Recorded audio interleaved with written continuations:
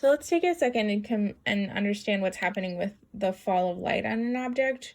We're looking at this sphere that has a very similar fall of light pattern to our eggplant, in that the highlight is coming from the right side, and then you have a general area of light on the eggplant, and then it gets darker into your halftones, and then shadow with reflected light coming in from the right. We have our cast shadow as well. And I just wanted to take a second to show you what they've labeled as the shadow core, which is or you can call it the terminator line of your shadow, that's getting darker. And that's the darker part of your shadow. The rest of your shadow gets lighter and has more reflected light that's bouncing back into it. And so that's something that is oftentimes underestimated when it comes to rendering, that your terminator line is going to be the darkest part of your shadow, except maybe where your object is meeting the ground plane. That's generally also like probably your blackest black. But your terminator line is going to be pretty dark, and then there's going to be reflected light that's coming back and bouncing off the side of the shadow pretty much all the time, unless you're like in space, and there's nothing else for it to bounce back from. So that's what's happening here, and that's also what's going to happen if we look here at our eggplant. And I've gone ahead and labeled all of the points as well on your eggplant. So go ahead and take a second and sort of understand what's happening with the fall of light, because that's really what we're thinking about. And in objects like this, we're thinking about the shape of them, how they're really very rounded, and then we're going to try and replicate all of that. And so we'll go ahead and talk materials, and then we'll get right back into the actual rendering process. All right, so we're going to talk about materials for this rendering demo. I have this gray toned paper. I've done my value gradient, as you've seen up here. It's actually still a level like medium render. I probably should go in and tighten up some of this area in here. It's a little bit scratchy, but I think that's enough to sort of give you an idea of what you're meant to do. But don't consider this to be the full amount of rendering you're meant to do. You're meant to be able to take it a step further and smooth out some of these gradations. This is an eggplant. And so I will send you, or I'll have the photo here on the side so that we can see and compare to what's happening with the rendering. But I just really want to show you a quick example of me rendering out an object. Particularly, this object has some reflected light that's coming in on this side, as well as a strong highlight, and how you can transition that out quickly. And there's some textural stuff up here that's going to happen with the green of the eggplant. And so that is the plan for this particular demo. I think a lot of it is going to be sped up. Because rendering takes so much time, that I want you to be able to see what I'm doing. I'm going to try and stay in small sections and zoom the camera in so that you can see really clearly what I'm going to be doing. And then I'll stop and, if I have another point to be making about a step in the process that I think it's important to vocalize, I'll stop the sped up version and I'll do it in real time. And so that is what we're looking forward to. I've got my little rough block in here. It's not exactly the proportions of the eggplant, but again, I'm just trying to show you a quick example of rendering a project out. If I was going to do this as a longer project than just this moment, I would definitely make sure that this block-in was more accurate, that again, this was a softer transition. A lot of these things I'm trying to do to save myself sitting here and doing this project for a week straight. So I've just put in my lightest light and my darkest dark here. I'm definitely still going to have to edit that, but I wanted to give myself just my my two ends of my gradient scale so that I can really start to see what's going to be happening with this piece. In terms of my materials, it's very similar to the sharpening pencils materials. I've got my sandpaper. Notice I'm gonna keep using the white spot over and over, and that doesn't have any charcoal in it, and that's for my white pastel pencil. for this guy. And so keeping a white piece of sanding paper, ideally you're actually keeping a separate one than using the same one for both charcoal and your white chalk, but I just didn't have one available. I've got lots of these pencils in different varieties that I'm gonna start using 2B pretty much all over, and then when I need to add more subtlety, I'll use an HB hard pencil, and I'll talk to you about when I'm transitioning those in and out. I have these two blending brushes, one for my light, which is this brown one, and then one for the dark, this blue one.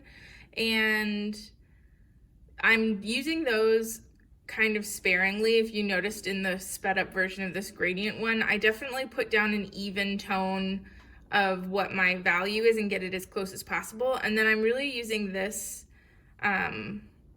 this brush not to smudge or overly smooth, because we want the texture to be uniform all over and to have this pencil these little brush marks of the texture of the pencil and not be like overly flattened. And so I almost want to show you if it feels sort of smudgy like this, and you can kind of overly do this and you smudge the edges and see how much I'm using this. It's just, it can become really inaccurate and imprecise, and ultimately this area is smudgy, while then down here we'll have the texture of the pencil, and it doesn't feel quite even and uniform and harmonious all the way around. And so kind of emphasizing all of that.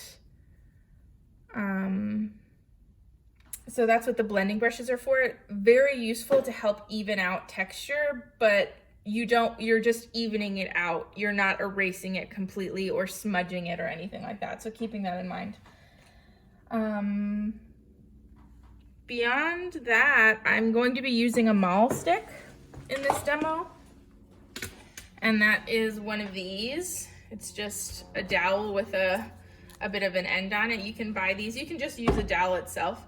But what I'll do is I'll rest it up here on the top of my easel, and then when I'm drawing down here, it'll give me stability to be able to work in smaller sections without putting my hand on the paper. I'm left-handed, and so in particular, I will put my hand down and have smudges all over the paper, and that's really the worst. And so because this paper is really delicate, we want to treat it that way, right? And not make a lot of harsh marks or indent on the paper too much so that it's not scarring in any place, and really trying to be delicate with it. And that's why I've got newsprint behind, so that I can sort of go off to the side, and if my pencil is being scratchy, I can sort of work on that. And I've got my piece cropped off here, so I know what parts of the paper are okay to sort of mess around with and what parts I need to keep more pristine.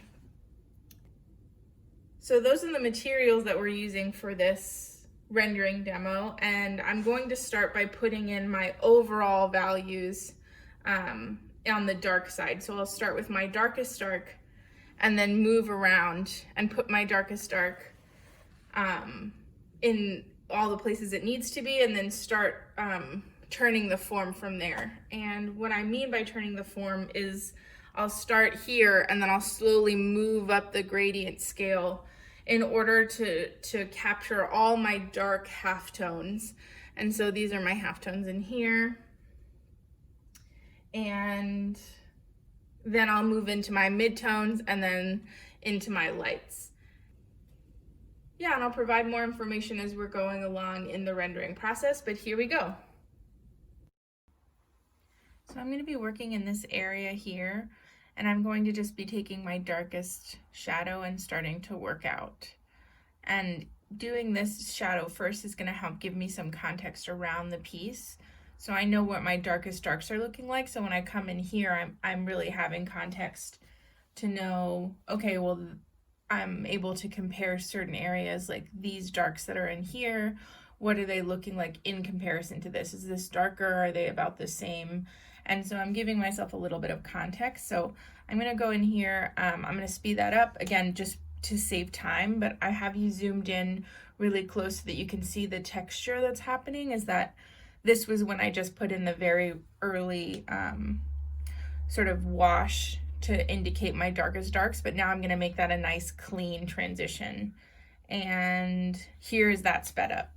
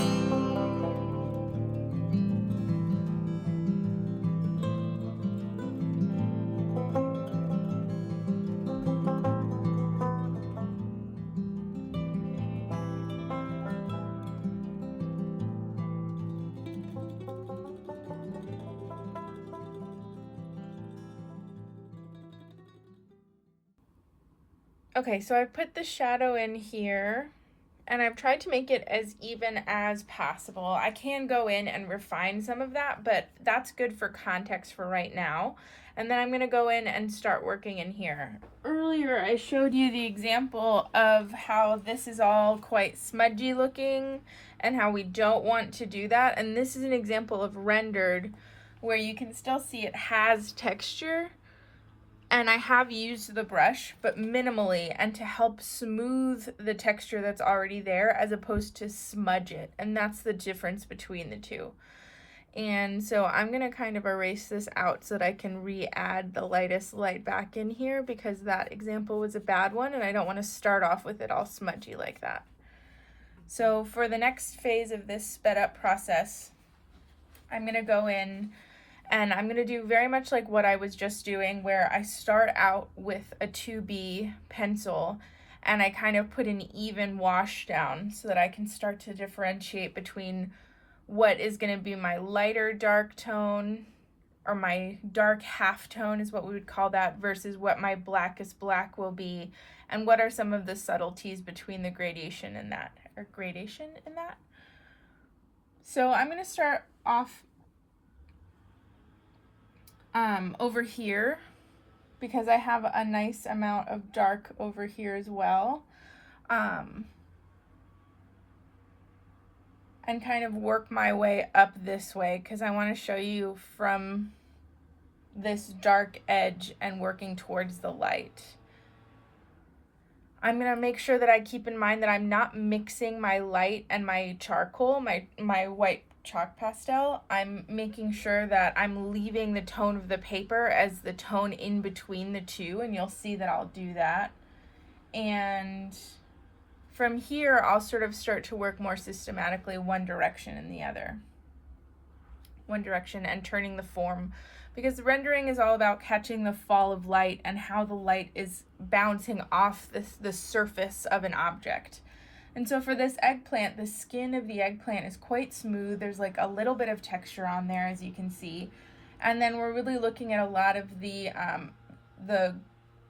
light changes that are happening, particularly with this reflected light and the lightest light up here. And so making sure we get these corners nice and dark, and then moving in and transitioning properly into this highest highlight. And that's a quick that's a quick corner to turn to get from so dark to so light. So really making sure that we're subtle in our transitions and we're able to do them properly and quickly in this area. So that's what my next little section is going to be sped up.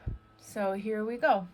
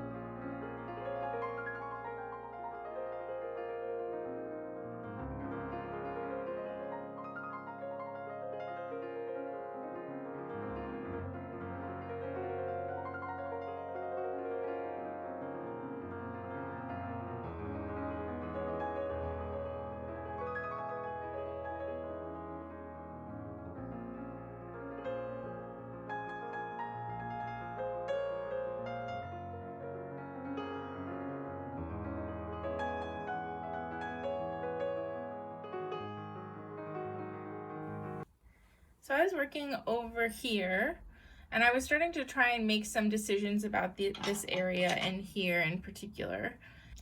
So I was realizing, because all of this here was the same value as the paper, that I was having trouble really understanding and visualizing what was happening over here, because I didn't have enough context with what was happening. So I put in just a quick wash, trying to be even. It's definitely still uneven and I need to go in and correct it, but I wanted to put this in so that this area I could continue to render and have a better idea of the context of what was happening around there, because this was dark enough. And it needs to go darker still for sure, but just putting in that sort of darker mid-tone has helped me to have a little bit more context. And so now I'm going to go in and kind of make more decisions about what's happening in this area, and that will help me having this as a comparison next to it. So here we go with that.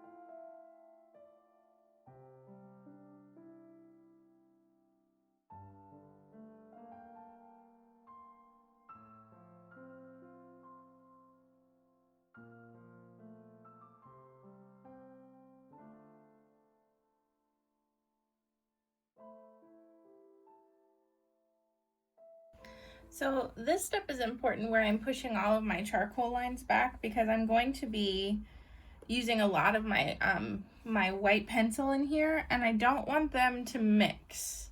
And so I'm being careful not to have too much on there. Another thing that I'm going to talk about is that I normally would encourage having some sort of environment that is dark, because in our reference photos you can see there's a dark environment, and so having that ability to sort of gauge how dark some of this is in comparison to the environment, again, is giving us good context. But for this study, I'm going to leave the environment just clean, and so I'm going to just have to be really careful that I'm making comparisons.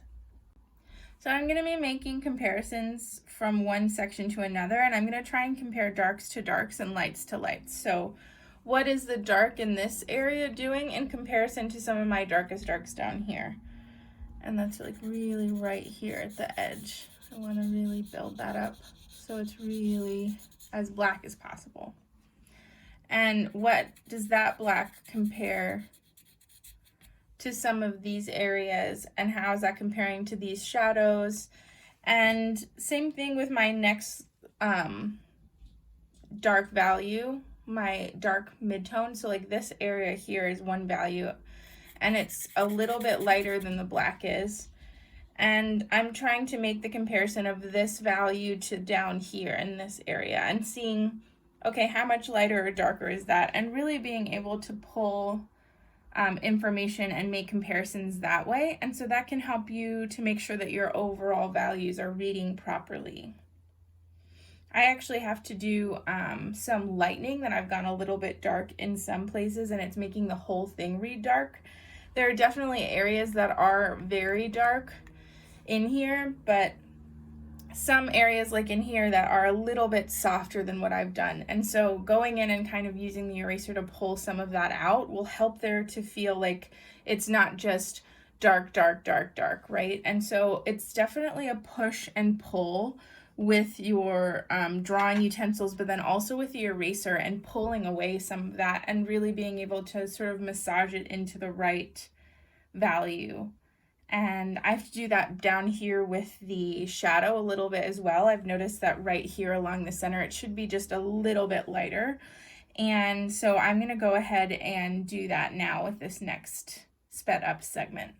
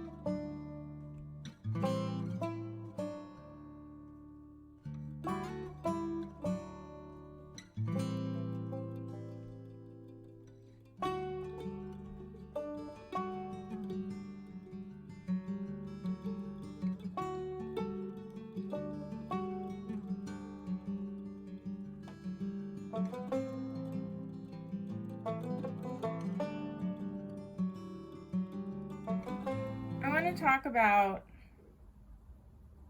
the way that the light is hitting an object, and the way that your rendering should be informed based on that information. So we can tell that light is coming in from this picture in this direction. That's why the highlight is on this side of the eggplant. But something we should also keep in mind is looking at this shadow that's being cast by this part of the leaf, is that the shadow is throwing light here. And so that means that this leaf that's coming up in this direction, I know we haven't rendered this leaf part up here yet, but we should understand that that's going to throw a shadow in this direction too. So some of the information in the photo looks a little bit confusing up here, and you can't quite tell what's happening, but I'm definitely being careful to remember that the light that even though there's light that's being reflected back in this area, that this is still a shadow of that leaf. And so I'm going to treat it in the same way I would another shadow, where the darkest part of the shadow is where it's meeting the leaf itself, but then also there's a dark part that's just here along the edge of the shadow that's called the terminator. And that's happening because there's going to be some reflected light that bounces around in here, but this edge won't catch as much reflected light. And so you can see that, and that can help to really distinguish your shadows and make them feel more three-dimensional. Soften that a little tiny bit. But I just wanted to reiterate that for this side as well, that there's some striations and like straight lines that are coming down around the eggplant in this way. So I'm including some of those, but I'm also making sure that I have that main shadow shape in there so that it's not being too diluted, and that we can really understand what's happening with the light.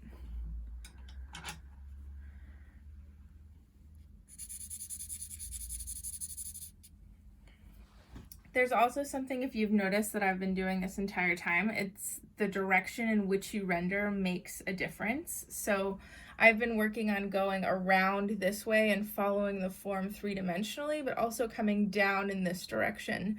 So my pencil strokes have come down like this and over like that, and I'm just really trying to emphasize the shape of the eggplant itself. That has really helped to make sure that it's feeling rounded, especially for objects like this that are really quite round. That can be really beneficial. And I'm putting in some detail on that note to make it feel more realistic, but I'm trying to make sure that I don't go overboard with some of the detail information. Like this slice in here, for example, it's a little bit too sharp, that we really want that information to be subtle. And so playing around with it, doing the normal push and pull that I have been, just making sure that it doesn't feel like it's too cut out or harsh, and thinking about what the skin of an eggplant feels like and looks like can really help in this process, that we're thinking about that particular texture, and that can help us to inform some of the softness or harshness in the decisions that we're making in terms of what the quality of the surface is like. Because if this was rock, then it would make sense for it to be a bit more jagged, and by that I mean to say that I would use a little bit harsher of these white marks under the highlights and things like that, and that would help to make the marks I'm making feel more jagged and intense. But really I'm trying to soften them a bit because they're just tiny indents in the skin that is probably less than 1 millimeter thick, right? So really thinking about that seems like it could be superfluous, like really I don't know that you need to do that, but it actually can make quite a big difference in when you're rendering, and can help you sort of capture that essence of that quality of that thing and make it just feel all the more three-dimensional.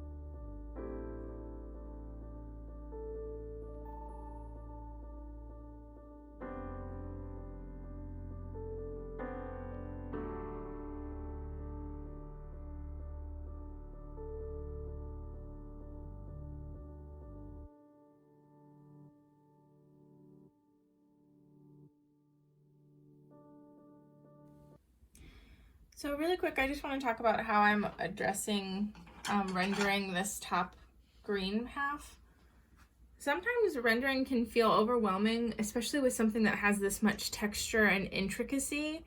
So what I like to do is something that's similar to the way that I approach like large shapes like this, but because this is like a larger overall shape, it can be really helpful to look at it as your darkest darks and then go up from the gradient scale like we talked about earlier. But when things are this sort of complicated, it can feel overwhelming. So I just like to find some of my major shapes and start to really connect them together. So I do a basic light and dark side that with these parts are in the lights, and that's like all of these areas that have the white chalk and the tone of the paper on them.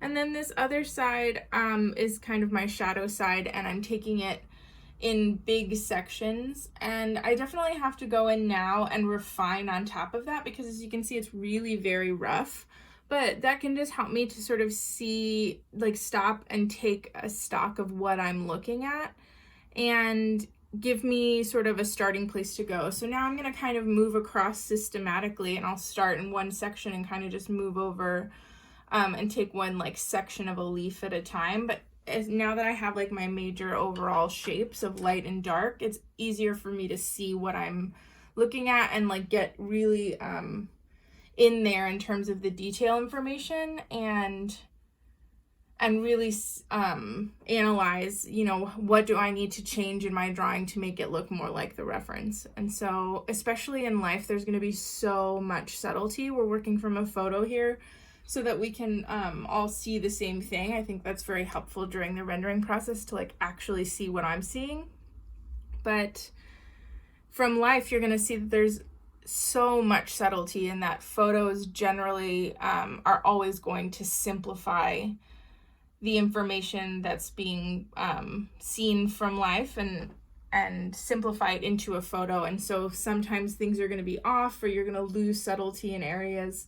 And that's really why we encourage working from life so much. And you'll see that more in the rendering process from life, that there's just so much more information than you'll get, pardon me, even from like a really high definition photo like this. It's still going to have a lot of simplified information. So we're going to kind of do the best that we can working from this photo, but just it's one more added layer of difficulty from life, and really an added layer of interest from life because of all of that subtlety. So here is a sped up version of me doing more intricacy of this top lettucey green part of this eggplant.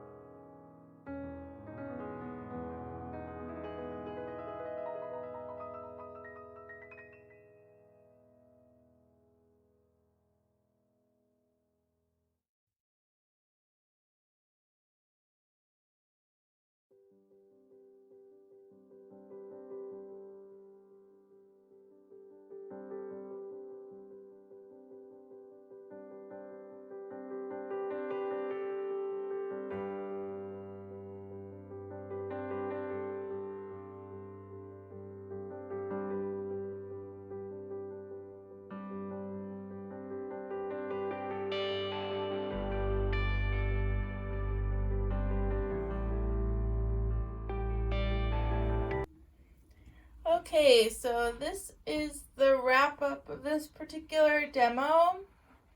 This is the finished rendered eggplant. We'll do a little close up here so you can see.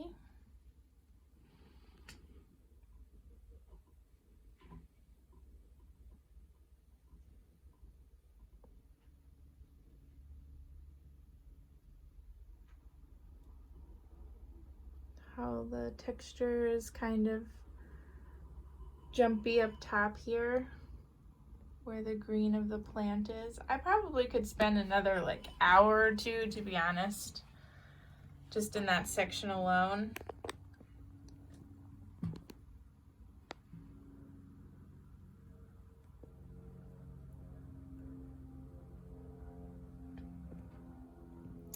But yes, so that's the final rendered eggplant. Again, you can take these renderings to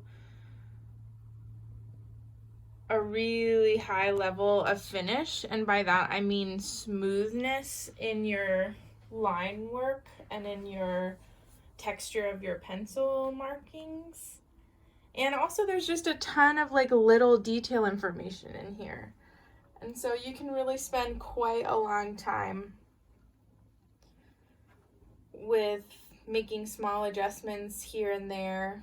And we want you to be able to render to a really high quality. The reason for that has a lot to do with your ability to see subtle information and translate that two-dimensionally.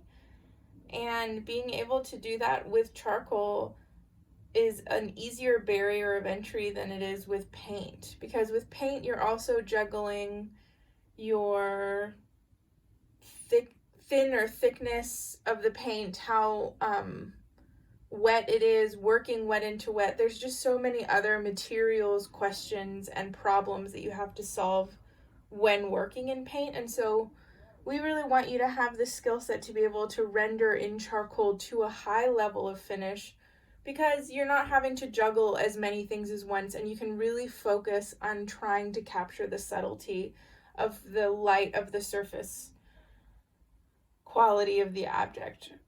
What I'm trying to say of the way that the light is hitting an object. That is really what we're rendering, is the surface quality of an object based on the light that's hitting it. Again, I really probably could go in there and work on this leaf top again, but I've already spent approximately 8 or so hours rendering this, and so I'm gonna kind of leave it there. But your projects really should be at a finish, right? I'm gonna allow myself the notion that I've given you the basic idea of what you need to be doing pretty thoroughly, and then from there you even take it a step farther, and just kind of going in here and fiddling around more with all of that little subtle information.